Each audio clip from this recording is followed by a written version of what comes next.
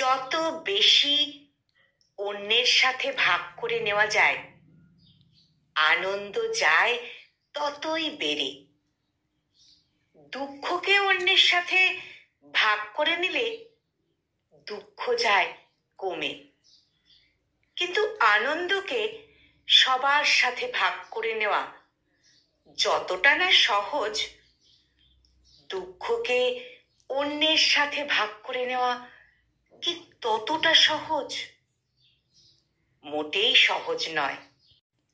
জীবন স্রোতে অনেক অনেক দুর্বিষহ নিবিড় দুঃখগুলোকে মারিয়ে পথ চলতে হয় আমাদের। কত যে নিগূঢ় কষ্ট প্রতিনিয়ত আমাদের হৃদয় পটে বহন করে চলতে হয়। অনেক সময় জীবন স্তব্ধ হয়ে যেতে চায়, অনেক সময় জীবন স্তব্ধ হয়ে যেতে চায়। সেই সময় দরকার হয় দুঃখকে ভাগ করে নেওয়ার, কিন্তু হৃদয়কে উজাড় করে দিয়ে সেই সব নিবিড় দুঃখগুলোকে কার সাথে ভাগ করবে তুমি?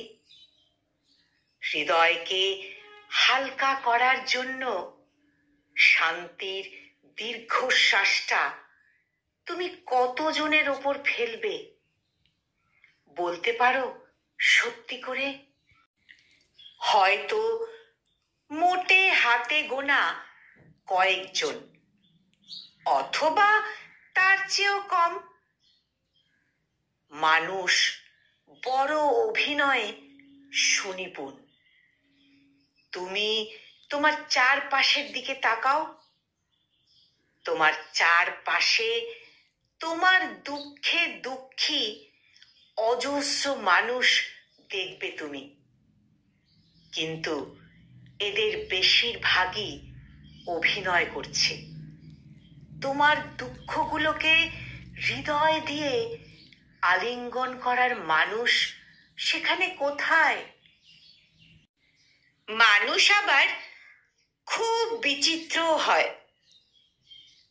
অন্যের দুঃখে গোপনে গোপনে আনন্দিত হওয়ার জন্য এরা খুব পটু।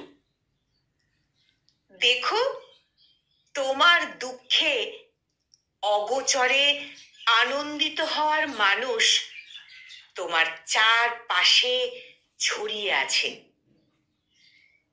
তুমি কি জানো না সেটা? আমি নিশ্চিত তুমি তা ভালো করেই জানো।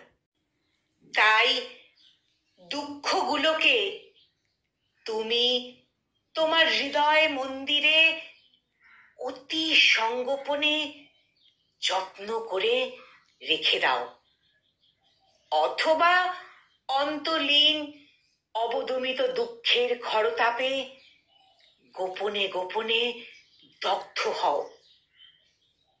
প্রতিটা দুঃখেরও তাই একটি দুঃখ আছে, আর সেই দুঃখ হচ্ছে এর নিঃসঙ্গতা। প্রতিটা দুঃখই তাই এক বিচ্ছিন্ন জনবিরল নিঃসঙ্গ দ্বীপের বাসিন্দা,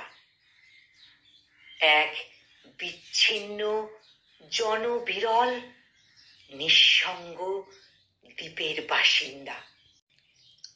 কলমে আবু জাফর মোহাম্মদ ছালে, আর উচ্চারণে আমি নিবেদিতা।